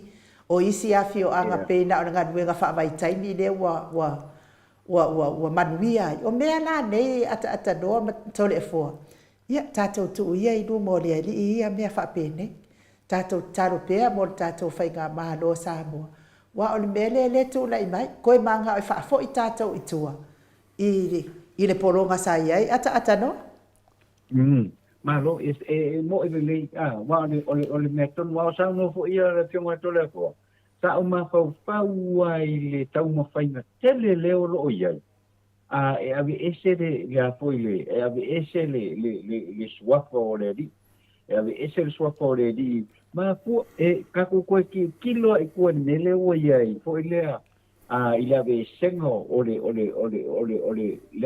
na le tua tamava le tua le ano ma le tua le ngang paia le ana ave ese mai le painga malo ia mai le i to tonu le fa vai o le tato tunu le tu le ia le melo ngama le mele u koe wa ke fo inga koe ava ko ia le ave sengore o le apo o le swapa o le di mai i to tonu o le fa vai o le pese fo ile ai langi ino le pese o le tato tunu ele ia la se le vai di fa pe o ave se le ia le swapa o le nganga o le atua le vesea ia le nganga pa ia ma le ave ese fo ia le swapa o le di o sa vale manga ia wa makua le ia ma se manga o ai le fa ia na melea maka mai le malo maka mai le malo regardless lava po o le po o fai fe au piula po fai fe au malua ngana ko fai le pese le ma suva pe le ai o le mea ai la koe paise mea koe pe sili la ia pe sili ile malo ai le fa pe onu ai le ngo fo ia kalesia ia ma kui ma foi mo koe sui ia le mea oro ia ile foi se pe au ala koia e koe sui ai fo upu ole a fo ole langi ingole ole vi o Samoa e dei foi se pe au ala koia e a foi la ko ke sui ai fo ole me e fai le consensus ale a foi ale ka ko a mai lunga ile a mai lunga le ka mai kai pare mia i o mai ka pe ngeka o mai le i fai pule o ka ko ai le pa mo fo la ko sui mo fo la ko sui le ai o le va ngai ai ia le vi ka ko ai le papel o ko sui ai le ai se te se la fiala wa fionga le ata no arte sa e sa o le la bala sa no anga na e tato o ave tato fa se a ngai fai nga malo le tu la mai nei a wa o nei le uma sa fa ia ma fa tino ina sa e uma ona pasia le pe o le ma matango fie o la lava sa fa alongolongo iai ma fa afonga iai le tama ita ipale bia ma fai nga malo na amata lava le vi ile sese na amata lava le vi fa pea Samoa wangi ngia la fu ai o le mea e mo na tulai ma sisi le fu ia fatu wangi ngia i lo le o le fu e o le mea le ia watau ma fai lava fai nga malo mata le fo ila o ata noa a fai la wa ye ni sia sa fai tio mai a wal fai fua ia ma luampi ula ai vai po oi ana fa tonunga mata ule la tata noa a fai o na pau la vala unga ngai fai o le te aveta vale ai to wo ma se au nga oi pau la vala unga ngai na le avenga la val ta vale mai fa tali ta vale tele itango stupe tele itango se a ai la ia la matanga tan fa tino ina ngoi a o la na fa masino ia pete tengo ia foi se poatu lo fa fonga vai se me to alo ai paula vala nga na faina le ai la vol me to alo le e moli ai ya oi le nga le wa e ia le wa italia le me nga oi ma tu langa fa pen ma e awai e fa pena fo ila ia ma luam piula se tu lo foi fa fonga vai le bala le tu ma le simea a wol fia ma polo tu tato le nga tato umalava ye kako o kako uma e mai piula ma lua ma tau ainga foi ia e whakasa ma o yo ila ainga nei Ia ai langa o tautala le mea moni ma le whaamaoni. Ona lao laua iai le marienga e usu ai le pese. O le mafuaanga le awa ana o ngai i taimi lea sa o le pese lea o te whaitio. Ke le fia waila le au whai pese lea langa le se le pese. Ia ata noa, ia o le tala ato nā i le awa pa le whaaloa. Mo le whawhai ngofina le matau po lea ata noa. E se olo i e pese fi au tāu e whamanatu i e tātou. A whaena ia le e whina lo tātou. O tātou ne tātou te anga i le tua. A whai e tātou te wawai e tui me whapene. E te tau an tātou whaaloa wai te le loa wa matoni o mea nei a atatano te sā. O mea nei o whai whi au. O au nā le tua. E whaangana le temi whina le e Yesu i a whai whi au. E ala mai eila na upu. Temi e whina le e o sire tau langa po a temi na unga ai o mea nei whaanga. A pe whoninga mai e leo Yesu leo whaanga temi lea. O le tia apol. Pena e tatu mamfu whau i wabena malama mta. O e si silfu o ki apol. Lea, e le se fu o ki apol. Fu o le atunu. A le mena le nei ua whaanga ina. Matonia o mene o whaifiau. Tato te whaaloalo ai ono lea. Ono le taula tu au na le tu. Au na le tu. O le nganga la le tam whai whaasoa. Te mina wa e whetala i Yesu pe la unga whaifiau. Le wa i Yesu. Ane mele watangia mai. Wa usu mai pese. Wa le taua Yesu. Lungu winga i leo i Yesu. Me moni ana mal whamaoni atanu alin tala e pape e alo. A whai a lai pe pese mai ia whaifiau ia po e lea onga ai pe pese mai ai leo taua ai upu na maliu Yesu. Nga lai whaanga ti apolo. O le fesili la, o ai ral ti apolo lea. O ai ti apolo na whaia upu ia, to e tuu upu ia te tonu. Ia, na mo tato lori tari, o le malo. Lea o tato wa ai le malo e sori whaavai sori tula fono. Vai e. A wafo i o mea nei e le whaapea e le pasia. E hatu le malo e pasi. Nā tau ia whaia ia mea nei. E pasi mwhalongolongo po o kere pese. Whalongolongo i upu. Nā mea, lau pasi e le malo. Nongo winga. O leo a whaanga e le malo. Po le tia apolo. Po le whainga malo ang sala. Sori whaavai sori tula fono. I fofonga o whaifi au. E a mai e whafole lato soli tula fono. Lato vi iga. Ia mai e lato vi inga. Ai to vi inga Yesu. Ma na ia le fina halo tu ia lamu le whapea mai. O le suingo le upo o le vi o le fua. Tasi le mea o lo o tau mai ai. Ia tātou. Tasi le mea o lo o tau mai ai. Ua tātou whao le vi inga o le atua. Ia pia mena lo tam whai whamana mai. Nanga le la tātou umien mta apurea. Ua whaanga e le tia apolo fofonga o whaifi au. Ave ese Yesu, e tu ai ki apolo kong. O le ki apolo. Ave ki apolo le o aulava. Le ala le wa tato wa ai nei. Ya. Ele se tala fa pe fa yatu e pa ole tala to le fo le fa yatu. O au na le tu e mai le upo Yesu. A wo so le vi wa be se Yesu ai mai lato. O ai o nga mene. O ti apolo. O ti apolo. Ya mate me o Samoa tato se sim ta pota no. Iwe. Ia malo de tulanga wai. Ole tulanga na ho ile wai. I wa uia lesa u ese o kere ia i mo fa longo ia. Ai o man natuna e oso mai voilele. I taini voilele e a voi e va veanka kupu e al pale ke leo pale como e. O te mana tato ese man ta pule. La wa foi la o que foi i que apor.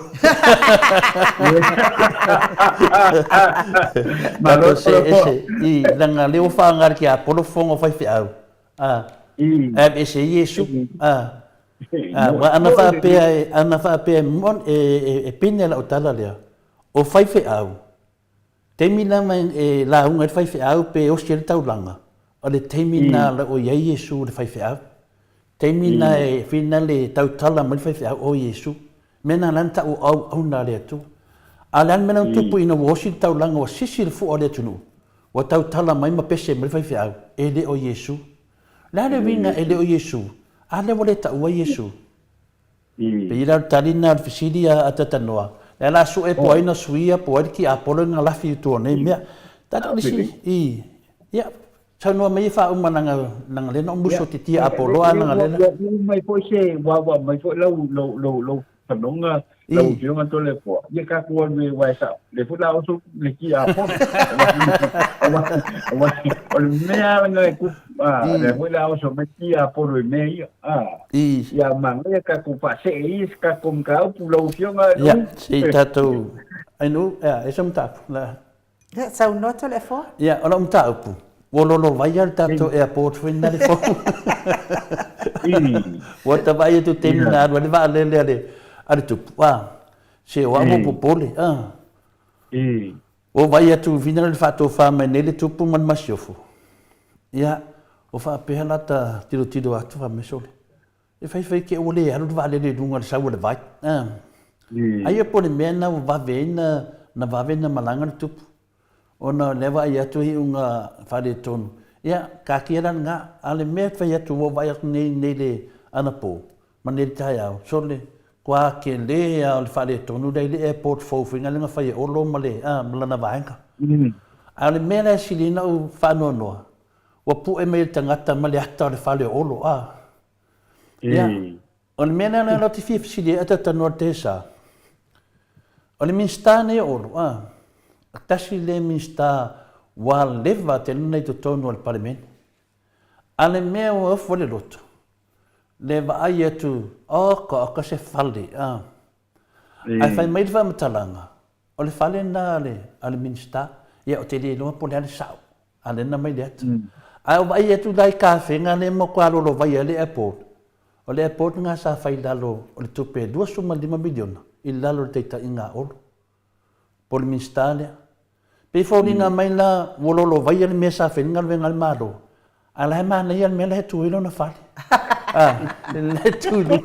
le tu lunga fa me mo ar con kala ke ale kasi to le fona fa ia airport ia na le va me si fa matala de me si mara mama tamama tina matua ole mela ole le ta ne ai nu ole tala la fa no ngoi fa pe or con kala ke ale na fa ia le finale le falele i finale le airport tato ole family original airport ka unga ole finale ole falele ai fa mai ale wabaia al company da valeta sina faier falele i finale faleolo ol company foi na la faier moto pole moto le minstaia olo ole fesili na atatanoa mai le tele tau sango vere nei tangata ma ale wata va ai atu nei ona le upule fa mai o la to tongi ai talaf o la to tongi ai talaf e vai la e ata no ala me e fe tangata nei fe la to fale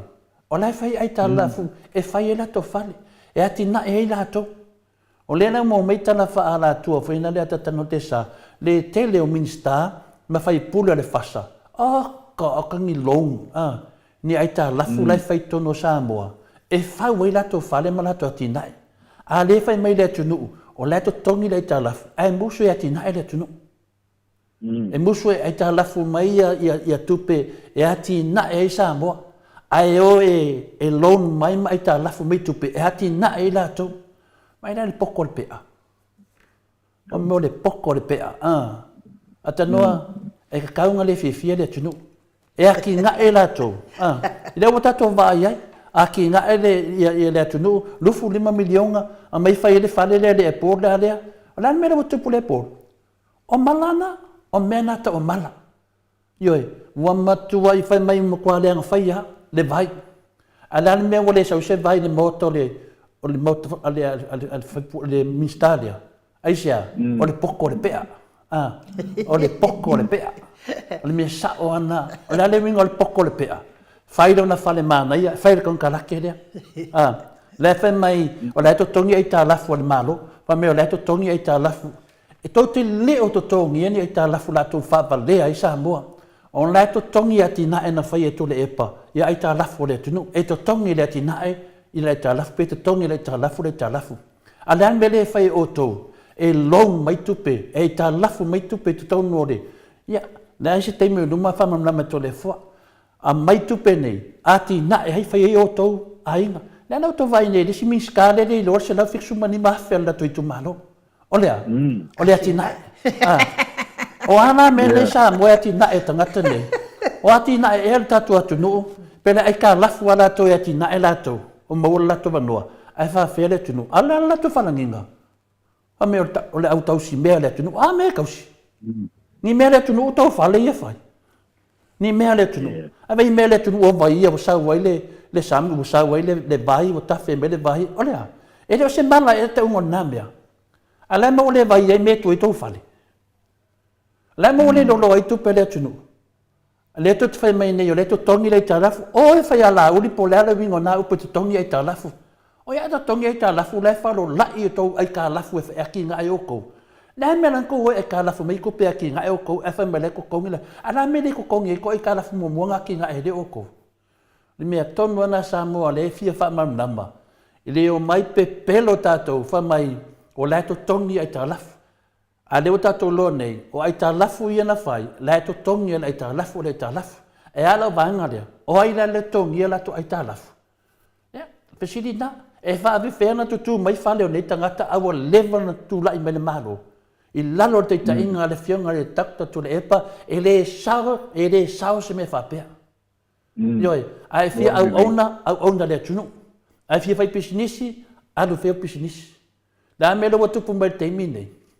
Ele pe pelo le fai le la o fa mai o le to tongi mua ai ta lafu sei fa asau do lo ai ta lafu ele ai mani fa asau do lo ai ta lafu e ono tau sanga ta tanoa ele to e fai le HPP se ai ta lafu wa lava ti na ai an ale wa mai nei la to ele ya ko se ngo kau sanga le fa ko kau sanga fa mai wa sau do lo ai ka lafu e nge ka lafu anu dunga e sau lalo lai ka lafu wa umana fatu lafu no inta sile me sinin ta wa ta tanoa a fai e te le to tongi ele ta lafu e moria oi lena wa ana le ai tu lafu no na fai finale ile maro fa pe nei wa over dunga le ka lafu anu ko ngia kanga kange lena wa ta to lo ngeli aka ke le aka le tu mai le fale la le a olo o le fasili la o feme mai tu pe fale olo o le tali, ai ta lafu.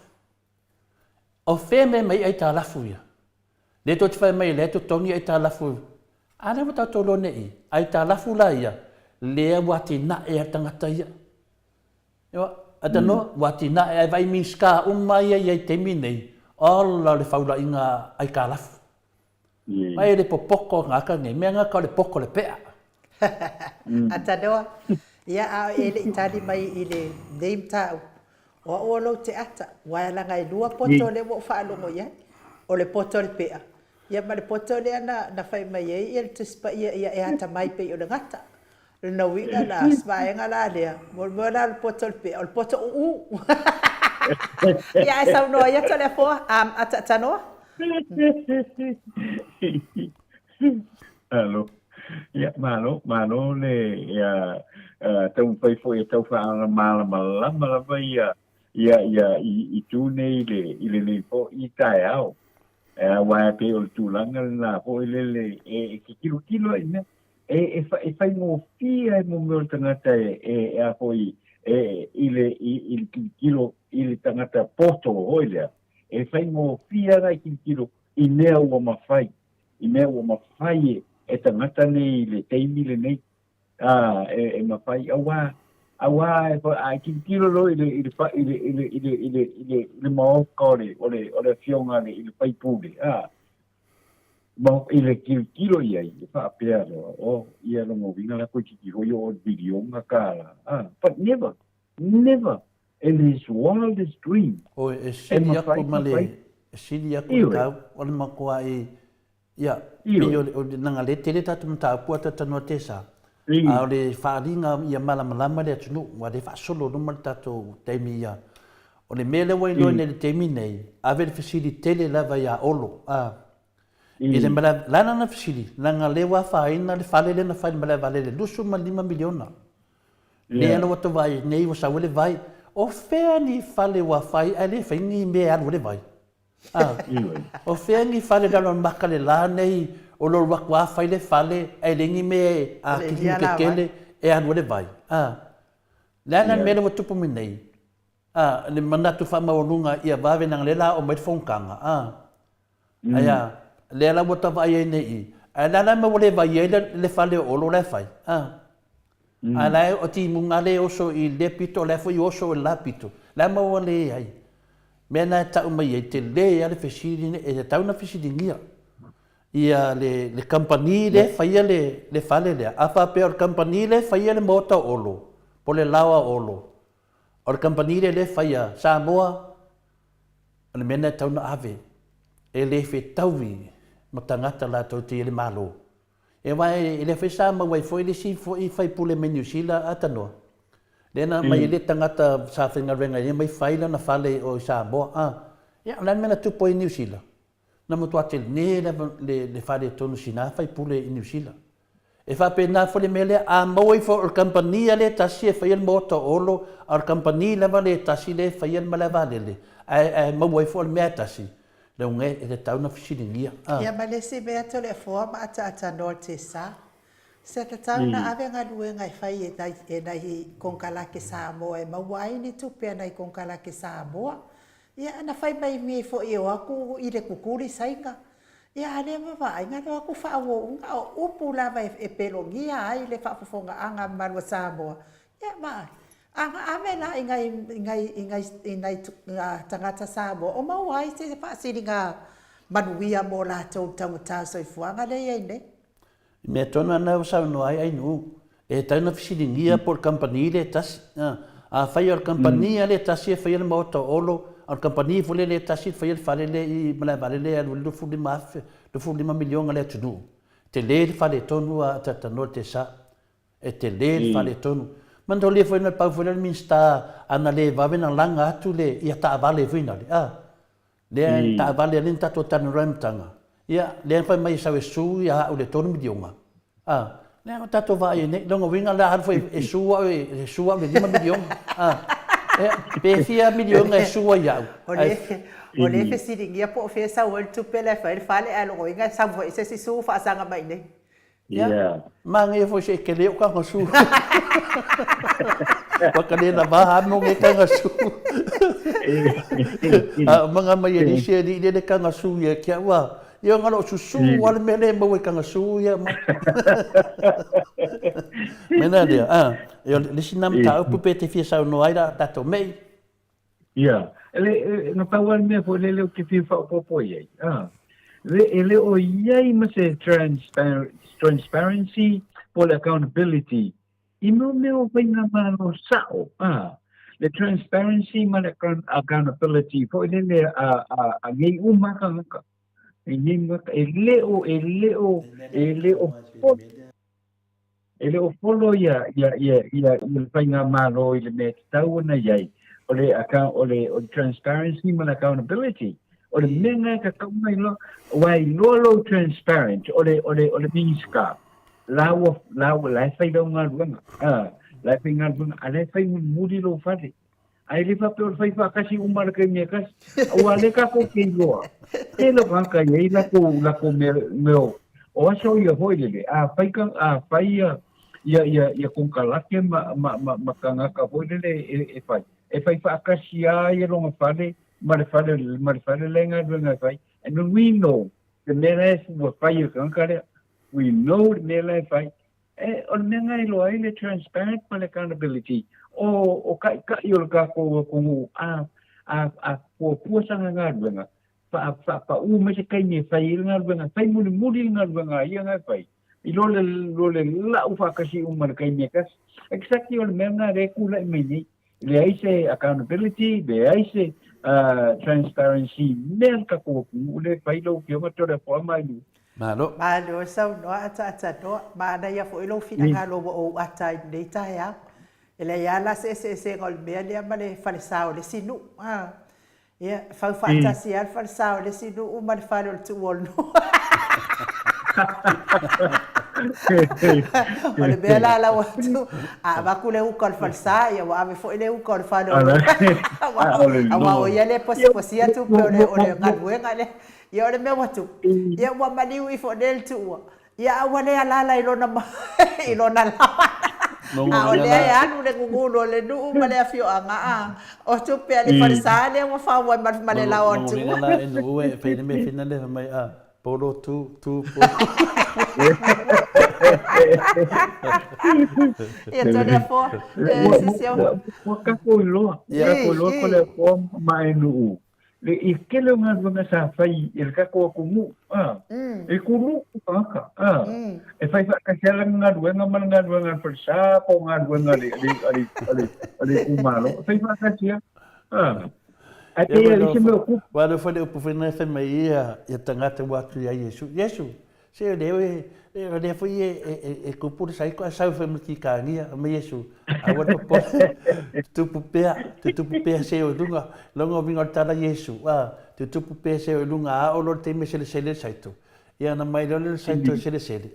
Ia ai foi ia le titangia finga le ave susungu dafi. Longa winga ku pēa whale ia e lua e atu. Ku pēa whale le pota le tudu. Ma le whale olo e o pēa se i o al te ave le whamisinonga. Ia na ave le tasi le whale ave susunu. Ai disi whale whai whale ia wale tunu. Peo le tala la whina le tatu tali e ia. Kako kali e ai ona leo tatu wa ai atu le poko le pea. Me le ka le poko le pea. Lesi mta pufina le ata tanoi. Kako e foi mka pura le so taia. Nanga le fa kali wai. La wo e va ailo ia fiepe 5 miliona ka un so e tole fone. Wal fasi silanga. O le ko mga un su ngala su wal mele mo Su ia si wala to te mai pe non fa va de tunu. Ia o le ala fai mai mako au kusikusi Ia o mga kuan mako au kusikusi ka fo yang fa leo. O le 2.5 miliona ngā malo. Le nga fai fa akasi ele fa le o lo man malai vale. Se malo Veronica. Le ai. E mana ia fautuanga na. Ave mo fam sinong. Wa abatu na fam sinong. Wa fi we fik. E fi we fik wa le wa ia to le. Onga o tupe le tunu. E ni tupe ses. Ava pena na fai mai o fina. Ore foi leo Veronica se. E matali foi ai nu. Le te mi ale na fai el ta vale. Ni. E vai suolo nai. Suole tu malo. Suol malo. Mare suon malo. O le la te vai atu nei.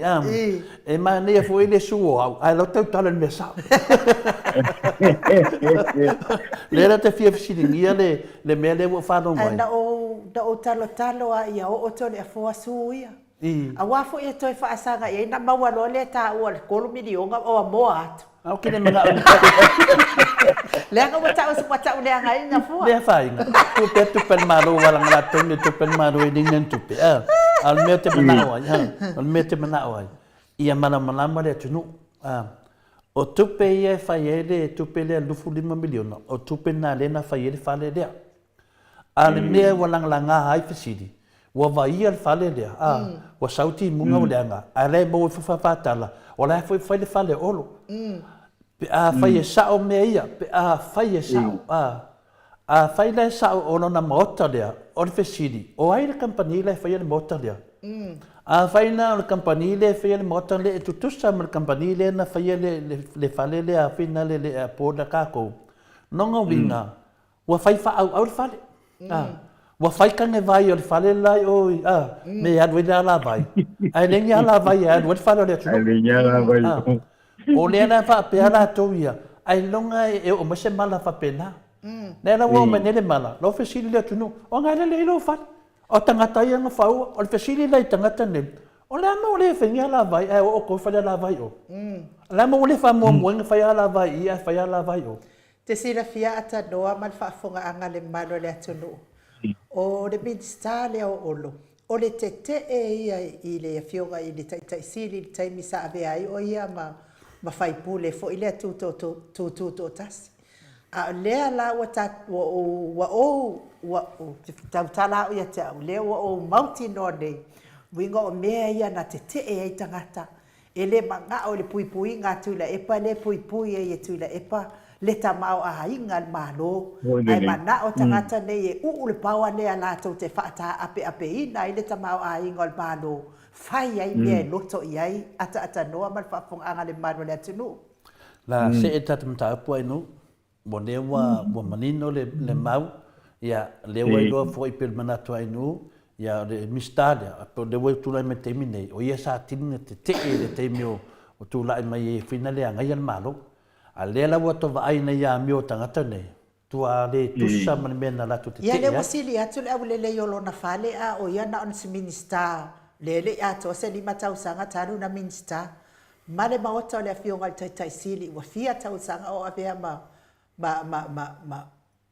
ma pale mia o le malo Samoa ma aia e Samoa tusa se awar koi palo ka mai ngi kanga kakala pepelo lesi mata pua tatanoa mon mele o le puina le o le na o le na fa no fa pe el company New Zealand na batu fina le la to te puina ia le ia tato fontanga e mese lava te mile na fa le fono la spalele ai na fa no le famtalanga o le puina ona wa pe ia fina le o lava ta pena e la to ele ingi me fa inga duenga ia ona pe la pe folding mai pe se le local TV a Samoa msala por le te dopo la TV de por TV tasi por le na la to puina le nan tato mata ai o le facilite le lavala le na mai oi a fewa a vele lua tesi ma le 5 milionga ta la le na to tongi ai le company dia o le lunga finale ai wai de se tau fonga na faia te ia mai o le facilite le na ta no na te si la fia waleva na e managing le TV tolu leva na bea o ma pule le TV tolu o le aso si le fia e nei mea fa pe nei ata no tesa i tupe ia ai mesela me le o facility le tunu wa umma ona fa pe mai o le tupe le lua tesi ma le 5 miliona e le se tau fonga na fai ale wo o le last minute a ke wo mai le se o vainga fa tau nu o le ai o se fa fenga fai mea tata no kan kalake fa fenga fai ne ko nga me fa penge a le fa ko nga kulanga pe fa pe wa mo to o sa e fenga renga sa e pule mengi o TV ya sa no ata no ya malo to le po vai a fa pe o tulanga le na ave se tupe na ave se tupe o le accountability la e fia i loa poi na fa pe fa o ngale kupe e fia de kupe na moi e fia le kupe ngā roi, e fia le kupe ko koe, tenga koe wha fo i la i mago. A wha pēr la wa aru solo wha pēr ngā, longa winga. There's no accountability i a fo i le komiki, o le komiki, wai e o le komiki. O la konga sa ka kaunga o ngā fo i wha i whani leia, i le kupe ngā wha ngā mō mengi. Ia le lai pa ano ko fa pe le fa ka muinga. Ia there is a ke le ara pa le ko mo le wa pulai mai. Awa o le budget nga mai el ko mikinga a foi fa ka muinga nga ni le me se me wo fa. Le ai la se me wo fa. O ai la wa ver kupe. Exactly o ai la wa. Ole mena nga leka ole aka ki lo la vai ka kai mai ka winga le meni awa le sa o kele lo penga ruenga ko ale a ko le media le ma lo sai sa penga ruenga le media le ma lo on the top o la ko kongi mo ia ava pela wo fa o ngale ko pe o i do fa ngale ko le mena le fi do o i lo fa longa winga e fo ko sa mai fo i ia mea le sa o mea wale painga ni budget me fa penga ia o ka ko ki lo ala i wale ira se kupe pela wa ve ile kupe me uma fa penga wa o mea ngai wa o longa winga e ko kala mo bulbuli ia ko mikingi ia ma counter for la ia malo akana po le malo wai e mo fa pe mai e 2 miliona nga ave ile komiti le media na fa fela fa nga ia le mema wa mena o me sa o ko sa o mai no ai le pe le e a ko e lole a ko su a ko le se kupe ko su a ko ke ko na le maka ngo pia le o ka ku kalinga malo a wa me uma e paso so le ia se li but if by the jetting vongale il meu kupu e le se nga pa ia a maka me lai ko miki le malo le nga po nga le nga filfilia le ka ia le il pa u nga po le ole a ko ole media malo le ngai unfortunately wole ko ni sika ngai ko ina sa ye ma ko but ole la ku le me ni le vai ngale ya le sunga ya no to ile media nga le ko ya nga be sia ya le maka ya ka ku wa ne ko le ko ya wa wole ro po feme wo ile nga ko mi pena ia se la ko import ko kongu le mele nga foi no país ia angale pa no ko le fa ko winga le mele and I am sorry for le lo winga io ka fa ko na kupe pe ia nga sa mo ko le po ni ka ia io usa na me nga wa me ka ko kilo ye mo le tano le wo fasidi atu finale i lo fionga ona o lo fionga sa fa tau tai nga venga nei TV mese lava tulanga fa tulanga la yele wo o tato tananga me tau tupe e batu ile ala weta no malama fa fonga tamam tina mese de tunu o le mena le batu da ofisilia tatanoa o to e fa fo i me tia wa nga teng me le tupu wa te tau na fisini ngia le avanga le atu New Zealand le ka o le MMG e tau na fisini ngia la to ia mai lan me sa o fafo wa le wa po elis company ya finale TV ia le fono au la tola nen fa pena batu le seleni o le mena le vinga lo fam talanga le tafai atu ile temi le ana fu ai le pu enga finale le nga le no tano no fo vai temi o ke la ko pu ele documentary o le limas futa usanga tanu tu to tasia ia Samoa le ana na la to ai ma fono fa alua ma le sunga ya lauli ya o lena na o fe tu no talanga finale ina wa mai le a finale fam talanga e tia o ha u le wa mawainga kon kala ke le o ha u o le a o puina wa mbau e le se me finale fa pe mai ya o peki la ke peki o lena na tu se lo le o la tu e ave ya e ta wa ile fa ya la tawe e to tongi ya ya male me umma lava e fetawi mo ngal venga ole lato mau mal lato fam talanga na vai ina o temina le dua fe suma lua temina sa ma dosia lo pu engo video sa mo meu e karesia ola na pa na temi sa va ai ya lato o iai mo meu ngal venga fa pe pu enga le na le lato te o mo wainga la kon kalak ole fa ma ninga le mo wainga ya kon kalak le ya tusi ole mena watu wo umanena na batu le a fina le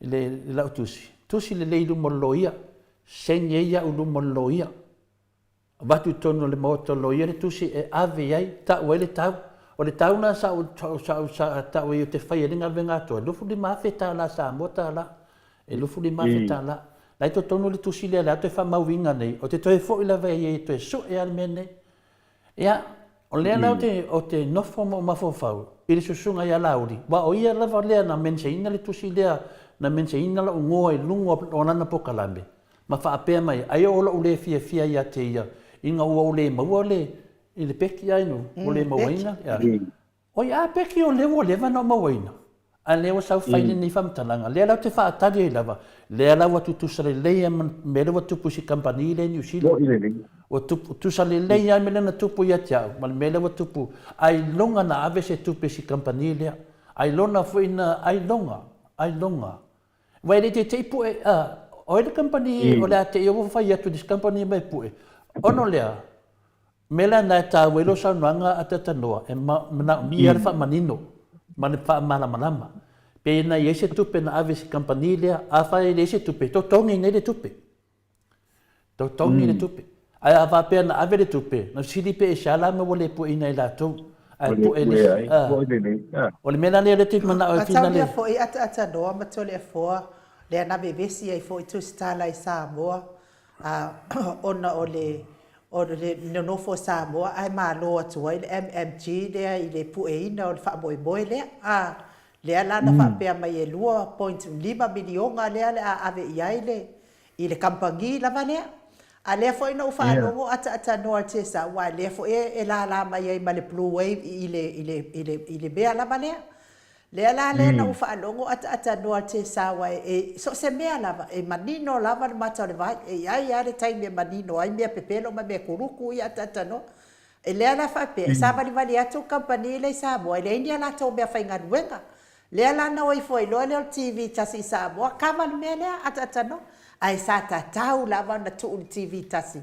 Male TV tolu lea na ma lea lava mai ai tala mai Samoa ata no.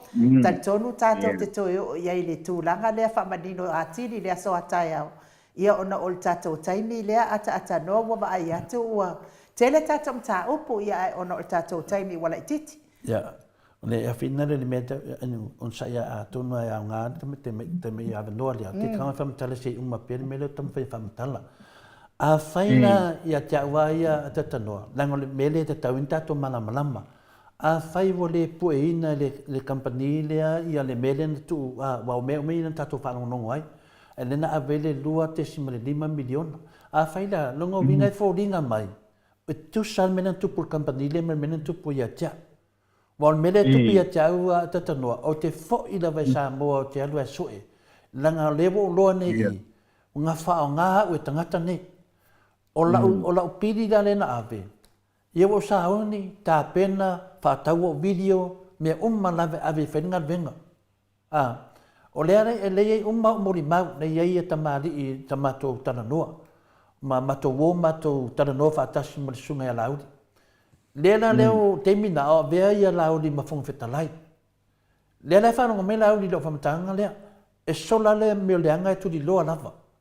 Ioe, lea ma te turi tuni ia se yo oe na maua le awal paipa. O lea lau te nofo. Peifo ringa mai e tiau. Na o se mea e wha upu ai. Lea wa maua e to lea fua. Longa winga, a te o whanongo atu lea so na o le fia nisi company mai Amerika ea. Wa na le whaafe tā la e mena tonge la to le pio malo ka valian malo ai pe fo ringa mai o la pili atua pe o fa nga i la wana tanto nunga pe fo la me le motu pu mai a woni ta to fai ti o company le MMG awa ta to va ai po le sa o le me tu pe ai sia ia na sa o po mena sa no ai no le nei e atu sa va nga ni be tu o a me la va pe fa pe ko ngi se tu pe a pe fo ringa mai o lea ia le tangata le tua mene, o mea o mai atanua, e tauna mai ruma. Ia, e toi whauau tato mata upule atatanoa te sa, whaftai no? Ia, watu lea wanoa e te whaasa saunoa mai atatanoa, ma e whaamawai mai ai fo i tato atu nuu, ai tato toi wheiloa i tai au. Whaftai lau kionga ai no ui lea wanoa po i o nei tai au tato wheiloa i ai. Ma nei atu langa leo wai ai le kakumka upule. Awa ilo wala mona dela abil ka ku kusisa o ai o le MMG o le almen kupu wa ka ku do le le ye alme o kupu wa mafai ya wala fa ala ku de wa le la wala se men kupu afa pele ngo mai kampangi le sa lui o mo pa langi a pui pai ana mea ka kau makara pea ngai. Aba pere ko mea ko se kupi. Longo wingo al pawan no sa wal mai mo mai. Ai le o mai la ko equipment ma me fa pena no wingo exactly o mea nga kupu. Ai ma ngai al fisidi ai le MMG. Por a ko ngar mea kupu. Me ka ko mo te ko ai ngai. Ma fai la le mea nga lau fio nga tole fo. Pai le mea sao, ma kakau nga mana malama umar ka kowa kungu. I le mea nga whai ka ngangi, awala nga, le fui lau koe kupu ngei te o nga e sao mua lau o whiunga tole a fua. Le nga kupu i le lua fesfudua, le fui lau koe kupu. Le fui lau koe kupu mai i le kainiri ngei. Ia, ai, pa kai kele a kwa ngolo a noa ngei kai au lau o whiunga tole a fua, ma lau whiunga ai ngu.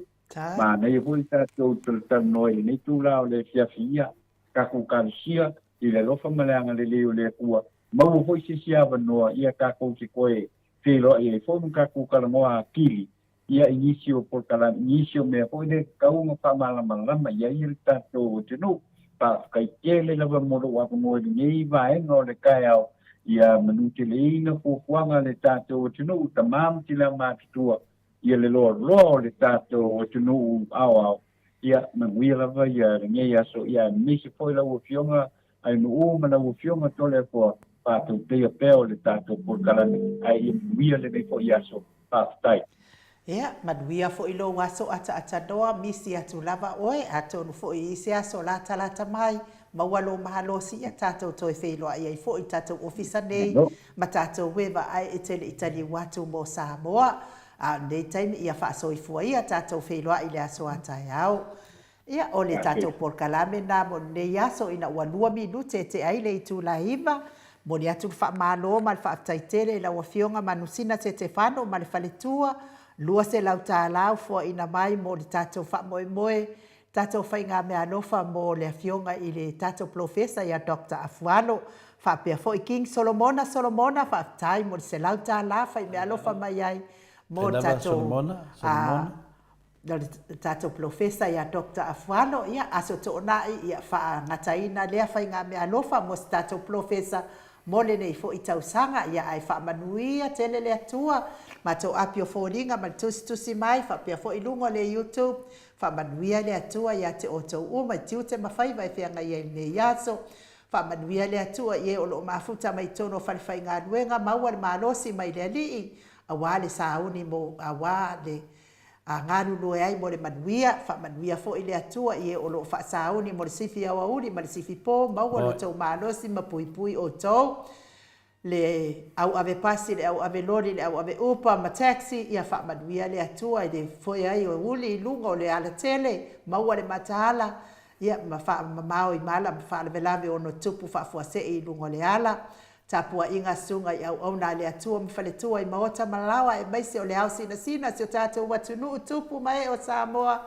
ma futa ma le anganga pa i o le atua e manui ai lo waso tātou wheloa i le aso atai au ai whaaso i fua ia Samoa mai le maota Samoa vi inga o le atua i sini o Setalia.